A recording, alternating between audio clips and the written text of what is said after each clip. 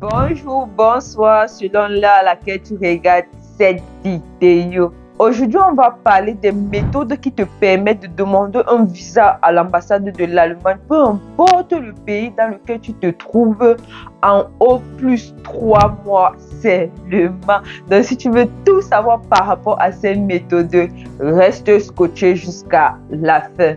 Allez, let's go! Si tu es nouvelle sur cette chaîne, moi c'est Sylviane Simo et sur cette chaîne on parle d'études, on parle de formation professionnelle, mais aussi de mindset. Donc si tu ne veux rien manquer à propos de ces sujets, mon frère, ma soeur, abonne-toi, active la cloche de notification, mais surtout partage cette vidéo au moins dans 2 groupes WhatsApp pour pouvoir m'encourager. Allons dans le vif du sujet. Sans plus tarder, la première méthode qui te permet de venir ou qui te permet de faire une demande de visa en seulement 3 mois à l'ambassade d'Allemagne, c'est une demande de visa pour les cours de langue. Il existe un visa qui est octroyé à certaines personnes ou aux gens qui veulent venir en Allemagne pour faire les cours de langue. Ce type de visa, tu peux le demander lorsque tu as commencé les cours de langue ou lorsque tu es tout débutant. Je m'explique. Si par exemple tu es en train de faire les cours de langue, tu es déjà au niveau B1 ou au niveau A2, tu peux t'arrêter là, tu dis ok, je m'en vais à l'ambassade de l'Allemagne pour me renseigner sur quels sont les documents, ou je vais sur le site de l'ambassade de l'Allemagne, je regarde quels sont les documents requis pour ce type de visa. Et si j'ai des questions, je prends le mail de l'ambassade de mon pays sur leur site web, je leur envoie un mail parce qu'ils répondent presque toujours à leur mail. On m'a même dit toujours, pas presque. Ils répondent toujours à leur mail. Je leur dis par exemple, voilà la situation dans laquelle je suis et qu'est-ce que je peux faire. Par exemple, ceux qui sont tout débutants, ceux qui veulent commencer les cours de langue au niveau A1 en allemand et qui veulent aller jusqu'au niveau C1, le compte bloqué qu'ils vont fournir est différent de la personne qui va par exemple faire les cours d'allemand en Afrique jusqu'au niveau B1 et par la suite venir juste continuer ses cours de langue en Allemagne. Je prends un exemple pour une connaissance qui est venue ici faire les cours, qui a demandé un visa pour venir ici faire les cours de langue. Elle est camerounaise d'origine, mais elle a fait sa demande de visa au Sénégal. Comment est-ce que cela s'est passé? Parce que je n'ai pas à vous rappeler, au Cameroun, pour faire une demande de visa pour les cours de langue, c'est un peu difficile. Donc, elle a préféré monter au Sénégal pour faire ses demandes de visa. Comment est-ce qu'elle a procédé? Elle a fait les cours de langue au Cameroun, niveau A1, niveau A2. Ensuite, elle est allée au Sénégal. Et arrivée au Sénégal, elle est allée s'inscrire au B1 à Goethe Institut. Mais attention, pour s'inscrire au B1, en fait, Goethe Institut lui a fait passer un test pour évaluer ses compétences. Donc, lorsque tu arrives à Goethe Institut, tu veux t'inscrire à un niveau autre que le niveau A1, ils te font passer un test. C'est à la suite de ce test qu'ils décident à quel niveau est-ce que tu peux t'inscrire. Donc, elle a fait le test et elle a réussi. Elle s'est inscrite au niveau B1. Elle a fait ses 2 mois de B1 à Goethe Institut et puis elle a pris une attestation à Goethe Institut qui prouve qu'elle a fait des cours de langue à Goethe Institut. Par la suite, elle a rassemblé tous les documents dont elle avait besoin pour pouvoir faire une demande de visa pour les cours de langue. Et ces documents-là étaient déjà présents sur le site de l'ambassade de l'Allemagne au Sénégal. Ce qui concerne le compte bloqué, elle a fait un compte bloqué de 1024 € x 6. Pas par 10 comme pour celui qui veut venir en Allemagne ou x 12 comme pour celui qui veut venir en Allemagne uniquement faire les cours de langue en commençant par le niveau A1. Pourquoi par 6? Parce qu'elle avait déjà fait les cours de langue en Afrique jusqu'à le niveau B1. C'est pour ça qu'elle a dû créer un compte bloqué uniquement avec 1024 € à l'intérieur x 6. Mais pour toi, qui n'a pas, je répète encore, pour toi qui n'a pas encore fait les cours de langue, tu veux venir en allemand commencer, tu seras obligé de créer un compte bloqué avec 1024 € x 12 à l'intérieur. Donc, pour ceux qui ont le moyen, vous voyez qu'à moins de 2 mois même, vous pouvez faire ce type de demande de visa.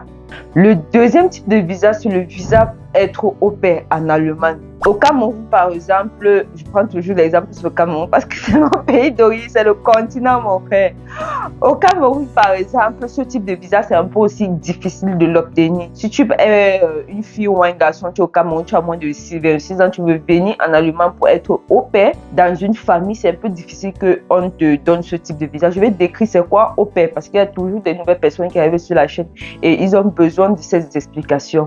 Être au pair en Allemagne, c'est venir dans une famille, t'occuper de cette famille ou t'occuper des enfants de cette famille pendant maximum 1 an. Parce que la durée du visa est de minimum 3 mois et de maximum 1 an. Donc, tu peux avoir une famille qui a juste besoin de toi pour 3 mois pour les vacances. Ils te font venir pour que tu puisses t'occuper des enfants. Tu peux avoir aussi un contrat pour 1 an. Et ce que tu dois noter, c'est que lorsque tu viens en Allemagne, par exemple, pour être au pair, le type de visa, en fait, ce type de visa n'est pas renouvelable après 1 an. Donc, après 1 an, tu dois automatiquement trouver ce que tu dois faire avant de rester sur le territoire. Peu importe si ce sont les études, la formation professionnelle, t'inscris pour les cours de langue, bref, peu importe, il va falloir après 1 an que tu trouves ce que tu dois faire. Donc, comment se passe la procédure pour être au pair? Tu es dans un pays comme le Burkina Faso, tu vas faire des cours de langue uniquement jusqu'à le niveau A1, ce qui dure généralement 2 mois ou 1 mois et demi maximum pour ceux qui veulent faire les cours accéléré. Après ce 1 mois et demi, on te trouve une famille d'accueil ici en Allemagne. Après qu'ils t'aient donné ton contrat, tu vas à l'ambassade de l'Allemagne dans ton pays. Bref, si tu es au Burkina Faso, pour pouvoir demander ton visa. Par exemple, nous, on a déjà, avec les contrats de formation professionnelle, tu peux postuler, l'entreprise te prend si tu n'as pas encore le contrat sur place. Mais par exemple, avec les contrats de au pair, on a déjà des gens en fait, qui ont besoin des filles qui vont venir faire au pair ou des garçons qui vont venir être au pair chez eux. Donc, les contrats sont déjà disponibles. Si la période où tu veux faire ça, on n'a pas de contrat pour toi qui est déjà disponible, on va dire qu'on n'a pas de contrat pour toi. Donc, généralement, le contrat est déjà disponible avant que toi, tu ne commences même à faire les cours. Au Sénégal, par contre, ceux qui veulent quitter du Sénégal pour venir en Allemagne être au pair, ils ont besoin du niveau BA2 comme niveau de cours de langue. Après le niveau A2, pendant qu'on est en train de faire leur procédure pour la demande de visa, ils ont besoin de s'inscrire au moins au niveau B1 pour que les dossiers puissent peser ou pour ajouter un plus leur dossier au niveau de l'ambassade. C'est ce qu'on a constaté, que les gens qui, après avoir fait l'examen de A2, faisaient au moins les cours de B1, leur dossier pesait plus. Ils avaient une petite chance de refus de visa. Comme pour motif, la langue n'est pas bonne par rapport à ceux qui ont seulement fait le niveau A2. La troisième façon de quitter de l'Afrique ou de quitter de n'importe quel pays dans ce monde pour entrer en Allemagne à moins de 3 mois, c'est venir en Allemagne par exemple pour le tourisme. Quand je dis venir en Allemagne pour le tourisme, c'est quoi? Tu peux venir en Allemagne par exemple, dire que tu vas visiter quelque chose, visiter un lieu qui t'attire, si tu es homme d'affaires. Tu peux dire que tu vas venir en Allemagne visiter une famille, ta famille, plus particulièrement une camarade, ça c'est aussi un motif. Tu peux dire que tu vas venir en Allemagne faire des affaires. Bref, il y a autant de motifs qui peuvent permettre qu'on te donne un visa touristique. Il suffit que toi, tu identifies d'abord le motif qui doit t'aider. Généralement, en Afrique, il y a des agences. Nous, par exemple, on ne fait pas dans ce domaine. Mais généralement, en Afrique, il y a des agences qui te proposent de te trouver ce type de visa à moins de 45 jours. Parfois même à moins d'1 mois. Ce type de visa, on appelle ça le visa Schengen le plus souvent. Donc, il y a des gens qui peuvent te permettre d'obtenir ce type de visa à moins de 3 mois. Ce visa est bien. Mais pour toi qui vas venir ici en Allemagne rester, il faut savoir que, bref, je pense que l'Allemagne, comme dans d'autres pays en Afrique, il faut savoir, je dis même en Afrique, comme dans d'autres pays en Europe, il faut savoir que lorsque ton visa s'expire, au fait, tu ne peux prolonger ça qu'une seule fois. C'est-à-dire, tu peux aller à la police des étrangers ici en Allemagne. Tu prolonges ce visa encore pour maximum 3 mois. Donc, la durée maximale pour ce visa est de 6 mois. Après ces 6 mois, on ne peut plus prolonger ton visa. Même si tu veux rester sur le territoire, je pense que tu vas d'abord devoir entrer en Afrique avant de revenir, si je ne me trompe pas. Comme je disais, pour toi qui veux rester sur le territoire définitivement avec ce type de visa, ça serait un peu difficile par rapport aux 2 autres méthodes que je viens de citer. Parce que lorsque les 6 mois vont passer et que ton visa aurait expiré, ils ne permettent pas facilement que quelqu'un reste sur le territoire avec ce type de visa. Tu serais par exemple obligé de faire la demande d'asile.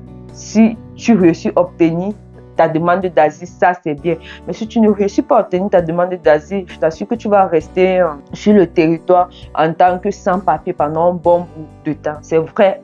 Après un certain nombre de temps, tu pourras régulariser ta situation, mais ça ne serait pas facile.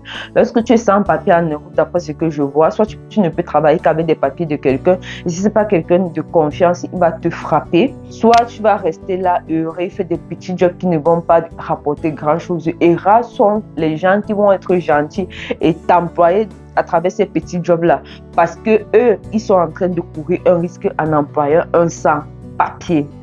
La quatrième méthode qui peut te permettre de venir en Allemagne en moins de 3 mois, c'est venir par exemple faire des recherches. Les gens qui sont au niveau doctorat, ils peuvent facilement trouver un laboratoire ici qui les accueille pour qu'ils viennent par exemple poursuivre les recherches pendant un certain nombre de temps dans leur laboratoire à cause des technologies qu'ils possèdent. Pour ce type de personnes, lorsqu'ils parviennent à trouver le laboratoire et qu'ils ont assez de moyens pour prouver que ok, ils peuvent être pris en charge pendant qu'ils sont sur le territoire, ils peuvent faire une demande de visa. S'ils parlent par exemple l'anglais ou l'allemand, donc s'ils parlent déjà l'une des deux langues, ils peuvent venir facilement en allemand en moins de 3 mois pour pouvoir continuer leur recherche. Si tu as aimé la vidéo, s'il te plaît, n'hésite pas de partager au moins dans 2 groupes WhatsApp cette vidéo pour pouvoir m'encourager et rendez-vous à la prochaine vidéo.